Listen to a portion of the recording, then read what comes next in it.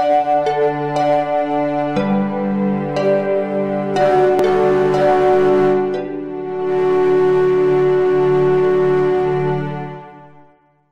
mon ami, je suis Annie Cho, ta conseillère en épanouissement et je suis heureuse de te retrouver ce jour 3 de cette série de 40 jours pour vivre une vie épanouie en 2021. Je te remercie du fond du cœur de me suivre et je remercie toutes les personnes qui m'écrivent inbox pour demander des questions supplémentaires ou pour faire des commentaires, des témoignages sur ce que ça leur apporte de suivre ce programme. Du fond du cœur, soyez en remerciés. Vous êtes la raison pour laquelle je continue cette lutte.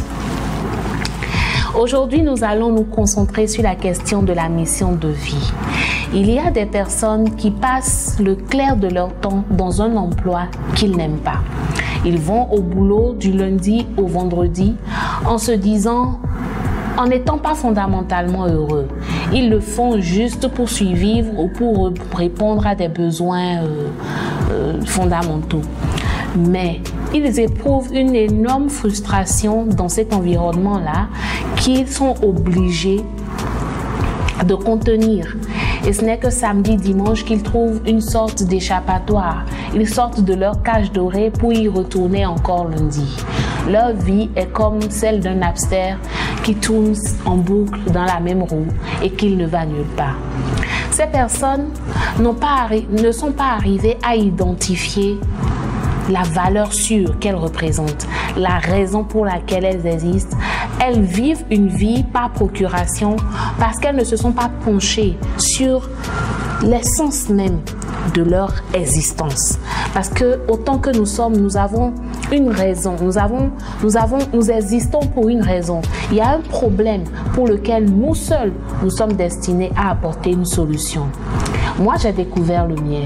Et toi, je t'invite à découvrir le tien. Et il y a différentes façons d'aller à la découverte de sa mission de vie. Je prends l'exemple d'une personne qui a grandi dans un environnement conflictuel et qui réussissait à chaque fois à apporter des solutions du fait de sa communication.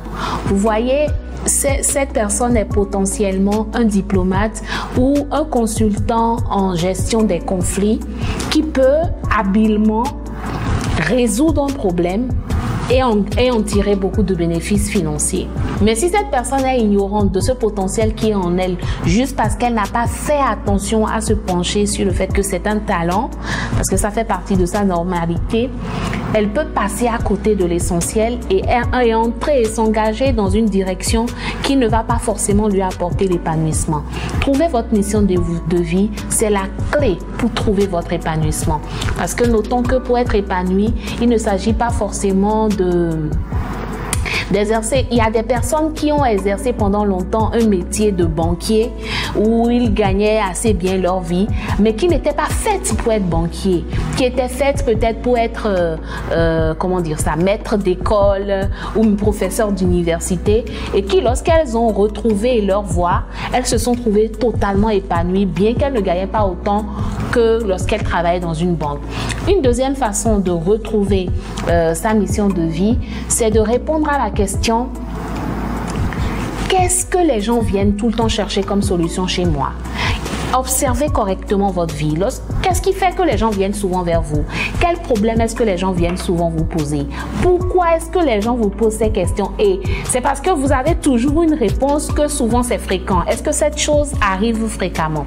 Moi, les gens viennent souvent me voir lorsqu'ils ont des soucis pour échanger avec moi. Et ils trouvent souvent des solutions. Donc, quelque part, je suis appelée à apporter des solutions à des problèmes spécifiques dans des secteurs bien variés. Et ça, c'est un atout. C'est un atout que je n'ai pas cherché, que je n'ai pas forcément cultivé, mais c'est né comme ça en observant ce que j'étais capable d'apporter aux autres. Ça fait partie de votre mission de vie. Définir votre mission de vie, vous pouvez également utiliser la technique qui consiste à vous dire: si je dois mourir dans un an, bien sûr on ne parle pas de mort, mais ce n'est qu'un exercice. Si je devais mourir dans un an, qu'est-ce que je voudrais avoir accompli en un an? Quelle est cette chose qui me tient tellement à cœur? Comment est-ce que je veux que les gens se souviennent de moi? Quelle est cette chose que j'aurais voulu faire pour que les gens enfin, et qui aurait été bénéfique pour l'humanité, qui aurait été bénéfique pour ma communauté et que je sais intérieurement que je suis appelée à résoudre comme problème. 3 différentes façons de pouvoir identifier votre mission de vie. Et au-delà de tout, ne perdez jamais de vue l'essentiel. Le concepteur original de la mission de vie, c'est celui qui vous a créé. Et allez toujours, ressourcez-vous toujours, allez toujours à la base, allez chercher toujours l'information à ce niveau intérieur-là pour connaître davantage sur vous-même et pour définir davantage quelle personne vous êtes censé être, qu'est-ce que vous êtes censé accomplir, comment est-ce que vous êtes censé le faire, parce que la réponse, elle est toujours disponible. Au numéro prochain, nous allons discuter du plan de vie, de comment le rédiger, de comment créer une image du futur dans le présent afin de le concrétiser. Je te prie de ne rater aucun de ces numéros car cette aventure s'annonce riche en partage, riche en astuces éprouvées pour te permettre de réellement vivre un 2021 épanoui. Invite tes amis surtout et partage la vidéo si tu trouves qu'elle peut intéresser d'autres personnes. À demain.